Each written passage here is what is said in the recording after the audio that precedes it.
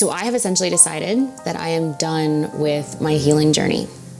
I'm done with it. I'm moving on. I'm moving beyond it. And I know how that sounds. So before I say anything else, let me just say this. This is not me bypassing. This is not me denying. And this isn't me saying that healing isn't real or necessary at all. This is about what happens when you overstay your welcome in a space, a phase of life, an energy, a frequency that you have long outgrown. For the longest time, I didn't realize how much of my identity was literally organized around problems. But I didn't understand that in order to get to the life that I want to live, I need to let go of constantly being in problem fixing mode, constantly being in healing and fixing, rather than being in a space of thriving and being joyful and being happy. And I think that this is a trap that a lot of people are falling into, especially now that as a society we are bringing so much awareness to mental health and how it affects our quality of life, and having this balance, right? Which is such a beautiful thing. If you stay in that space for too long, even though it looks like you're on a path to eventually thriving, sorry, I'm just looking at my notes right here. Even though it looks like you're on a path to thriving, it can actually keep you oriented towards what's wrong. It can keep you in the space of problems. When you're in the energy of healing, you're essentially identified with a version of self who is not aligned with the life that you desire. The idea of healing serves us because it helps bring awareness to what needs to be let go of. But the point is, we need to let go of those things at some point. It's not meant to be a space that we stay in. The moment that this really shifted for me is when I heard this, I want to say it's not a quote, I don't have the direct quote, but this idea, this concept, something like this. The frequency of the solution will not be found in the frequency of the problem.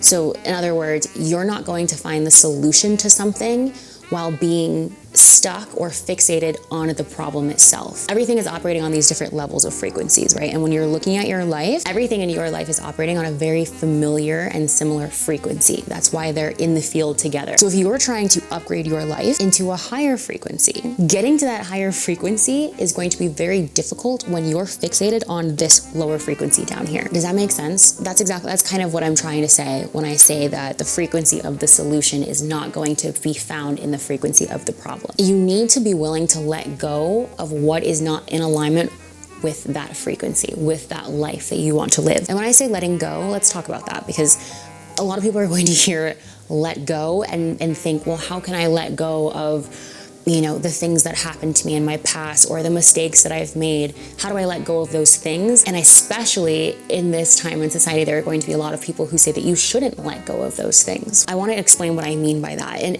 for me, at least, in my perspective, letting go of something doesn't mean that you just forget that it happened. It just means that you're no longer controlled by it. You're no longer identified with it. It doesn't mean that you're no longer going to experience, these really dense emotions like sadness or grief or depression, things like that. You're still going to feel those. In fact, I think as you work towards really building and creating that life that you want, as you take on bigger and bigger dreams and desires, you're definitely still going to feel fear. You're definitely still going to grieve the version of yourself that you're leaving behind, right? And obviously you're going to experience life. Life is meant to be messy. It's meant to be hard at times. So you're going to experience these dense emotions. The point of letting go of the attachment to these things, these experiences and these emotions, is so that it does not control you and it doesn't dictate how you show up in life. So letting go, it doesn't erase the past.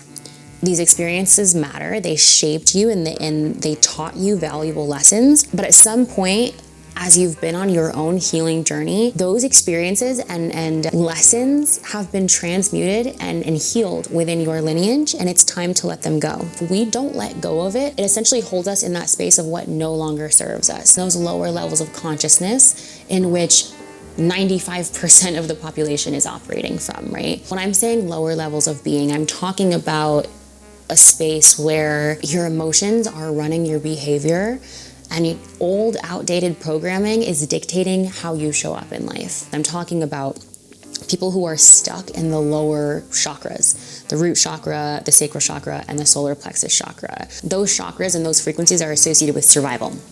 So most people are stuck in survival mode. There we go. That's what I'm trying to say. Most people are stuck in survival mode, existing in those lower chakras, those lower levels of being. Now, they serve a purpose, right? Because as humans, as essentially animals, we need to survive. But in order to live a life of joy, of bliss, of gratitude, of love, whatever it is, you need to bring your level of consciousness up out of that space. So for example, have you ever had a situation where a family member, a friend, a loved one, somebody had a problem that they were complaining to you about, and you can so clearly see what it is that they should do in order to rid themselves of this problem? And so maybe you're not exactly saying like, hey, you need to do this or you should do this, but you're like still trying to spoon feed them the solution, right? You're saying, oh, well, what if you try this? What if you try that? Oh, this is a good idea. You could try this, right? But everything that you suggest to them, they have some sort of excuse or reason for why they can't do it. And it's automatic, right? It's not even like they're considering and then having an excuse. No. From the get-go, as soon as it comes out of your mouth, they're denying it as a possibility for them. Or another situation where you are bumping heads with somebody and you're trying to explain yourself or explain what it is that your side of whatever the argument is, and they are just not, they're not getting it. It doesn't matter what it is that you say, they just are set on misunderstanding you. These are two examples of people operating on different frequencies, right? The reason why you can see the solution to your friend's issue is because you're operating from a different frequency, a frequency of solution, a frequency of beyond the problem. When you're in that argument with somebody, you're operating from a frequency of what you see, your perspective, and they're operating from a frequency of their own perspective. And because there's a mismatch, they literally cannot, it's like they literally can't even hear you. They cannot understand you. So this is what I mean when I'm saying everything is happening on these different frequencies, and you need to pull yourself up out of the frequency of the life that you've been living that isn't in alignment with what you want, and put yourself into the frequency of the life that you do want. When you're operating from those lower levels of being, you have a choice, but you lack a lot of awareness in order to make choices consciously rather than from your emotions or from that old programming. As your consciousness rises, you still feel those emotions. In fact, I would argue that you may even feel them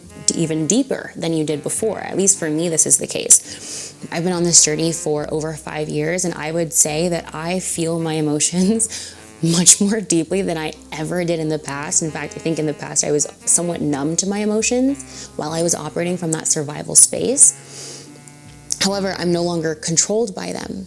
I see them for what they are, an opportunity to inform me on what I'm experiencing, but they're not meant to steer and dictate the emotions, or not meant to steer and dictate the choices that I make. Your intuition becomes so much more clear because that information that you receive is not being blocked out by your survival instincts. As those levels of consciousness rise and our awareness rises, right, and our intuition becomes clear, we've become so much more aware to our patterns, to our programming, and we've actively worked on clearing and letting go of a lot of those things, right? Our desires also become very sacred. You start to recognize that the things that you truly, truly want out of life, right? Whether it's wanting to have a lot of money, wanting to work a different job, wanting a different version of a relationship, or wanting to live in a different space, whatever it is, those desires not only serve you, but they also serve the other people in your life, even though they might look selfish on the surface. And you start to recognize that you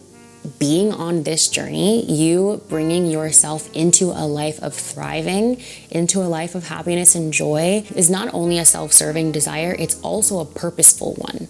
It's one that aligns you with your purpose and the way that you're meant to help people in the world. And that's not to say that you having, a fancy car is going to serve the world, but it does mean that you having a lot of money might lead to you being able to buy a beautiful car, but it also leads to you being able to donate to charity or to start programs that help underserved communities, right? Whatever it is that you want to do. Those desires are sacred and they're special. and they're meant to be explored by you, but you can't explore those desires fully if you're stuck in survival consciousness.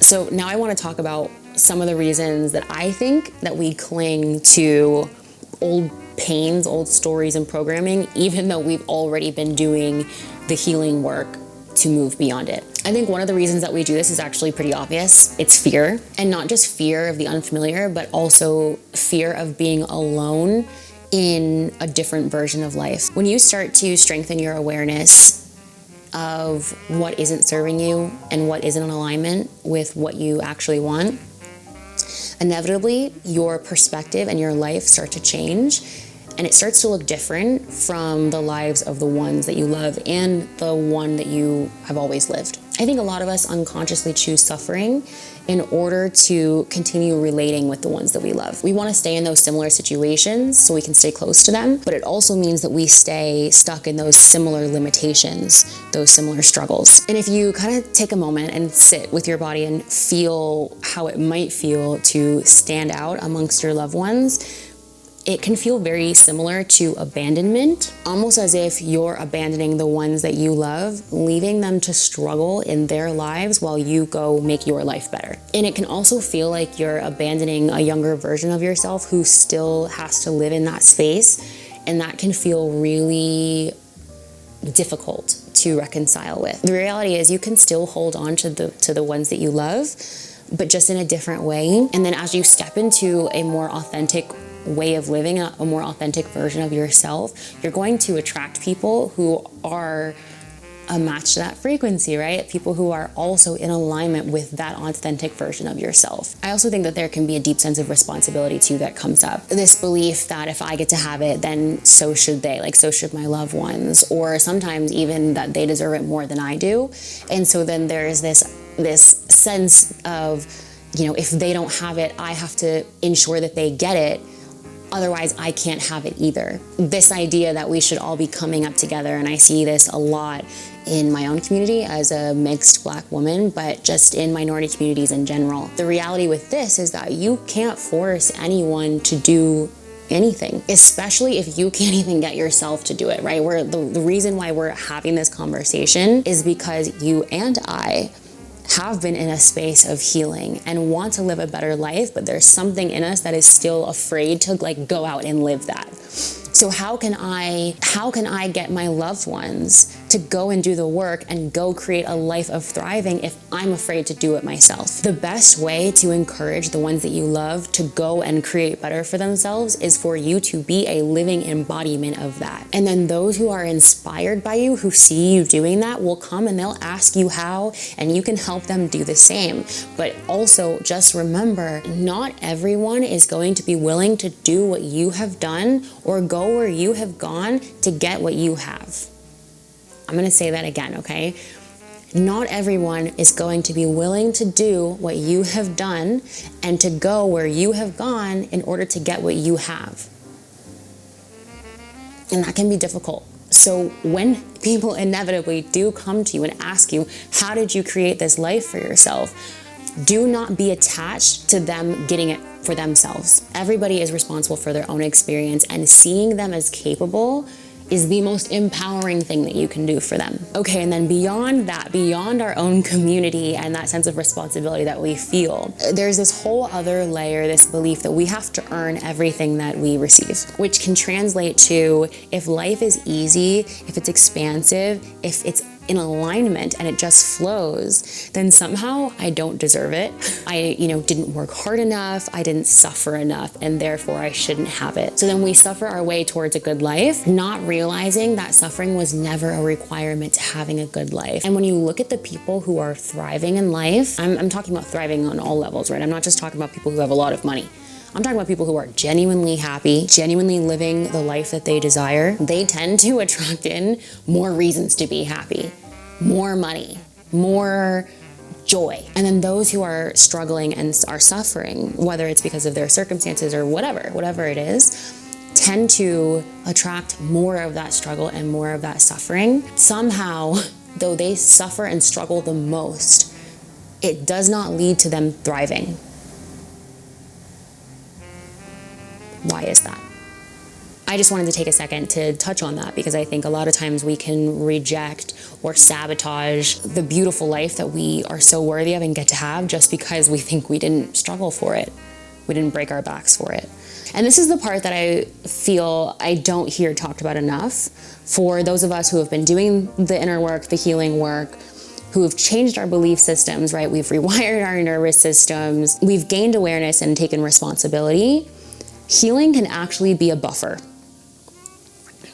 Healing can actually be a buffer. Not because we're lazy, not because we're unconscious, but because external change is where the old identity actually dies. Prior to making external changes, right? You can talk all this big game. You can talk about manifestation, healing, generational trauma, wealth, freedom, all of those things. Standing by it and living by it, even when people disagree with you, even when there is evidence to support that it's not true, that's a whole different level of mastery. When you say that you're healing, I'm on my healing journey, right?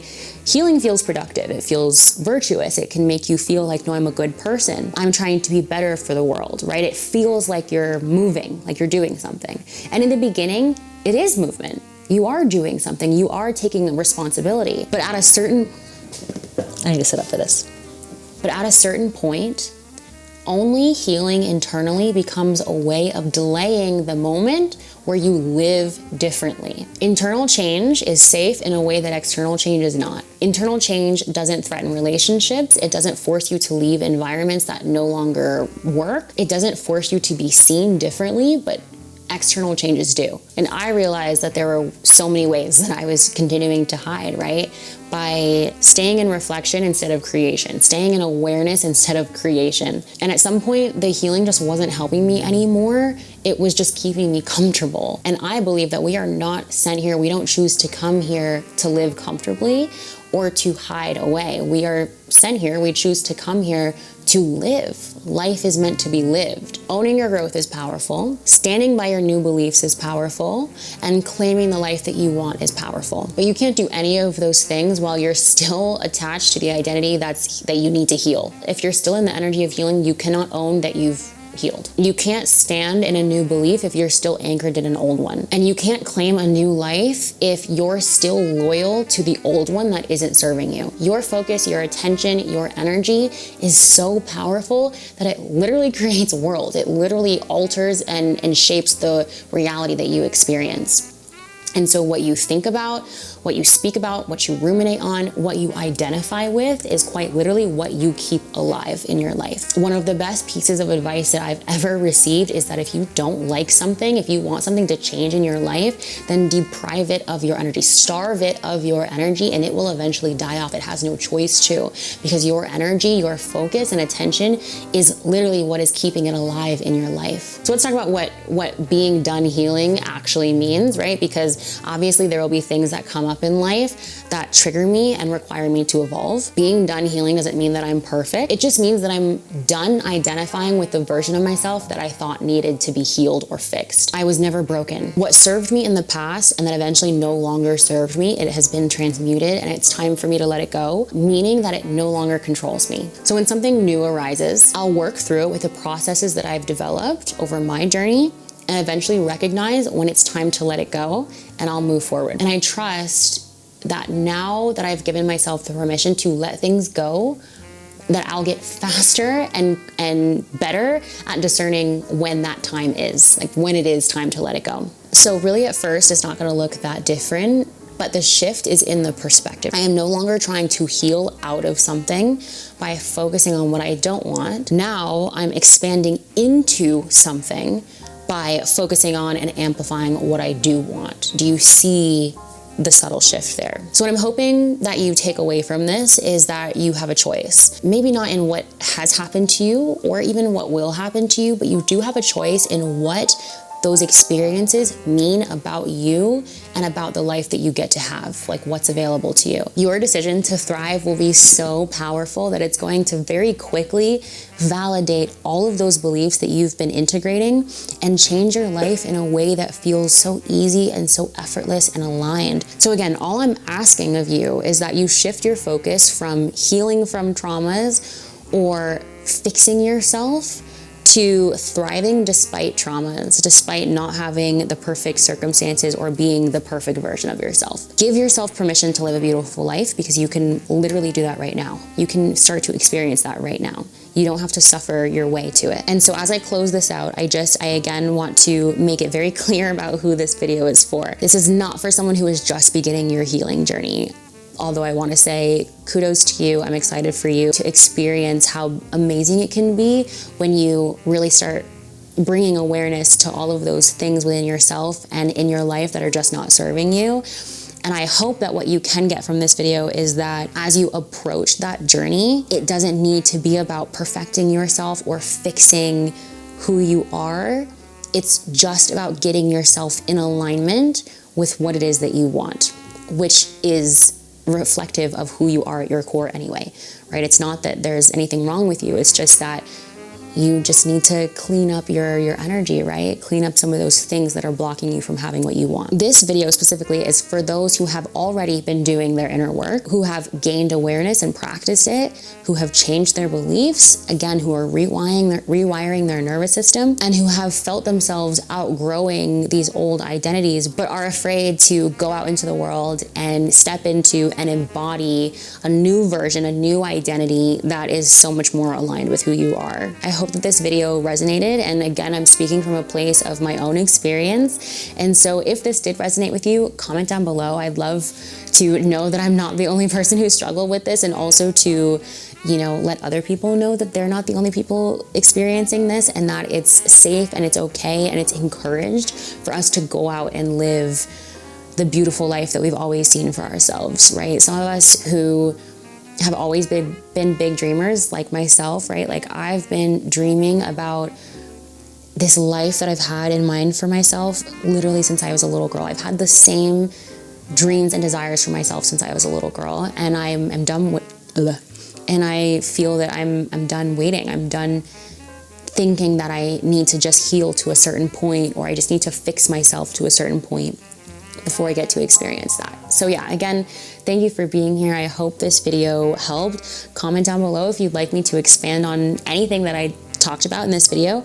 I'm also going to leave some journal prompts down below for you to kind of dive deeper into this with yourself. But yeah, thanks again. I'll see you next time.